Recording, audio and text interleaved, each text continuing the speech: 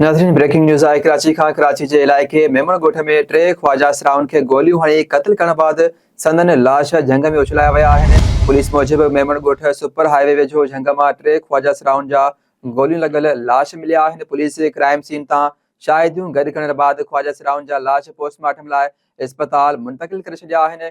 क़त्ल कयल ख्वाजा सराउन जी सुञाणप न थी सघी आहे। पुलिस जो चवणु आहे त ख्वाजा सराउन जा लाश केतिरा पुराणा आहिनि, उन्हनि खे कॾहिं ऐं कंहिं क़त्ल कयो, इन हवाले सां जांच शुरू कई वई आहे। जवाबदारनि खे जल्द गिरफ़्तार कयो वेंदो।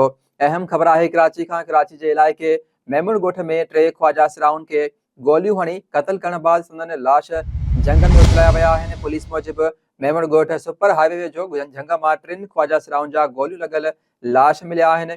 अहम ख़बर आहे पुलिस क्राइम सीन तां शाहिदियूं गॾु करण बाद ख्वाजा सराउन जा लाश पोस्टमार्टम लाइ इस्पताल मुंतक़िल करे छॾिया आहिनि। क़त्ल कयल ख्वाजा सराउन जी सुञाणप न थी सघी आहे। पुलिस जो चवणु आहे त ख्वाजा सराउन जा लाश केतिरा पुराणा आहिनि, उन्हनि खे कॾहिं ऐं कंहिं क़त्ल कयो आहे, इन हवाले सां जांच शुरू कई वई आहे। जवाबदारनि खे जल्द गिरफ़्तार कयो वेंदो।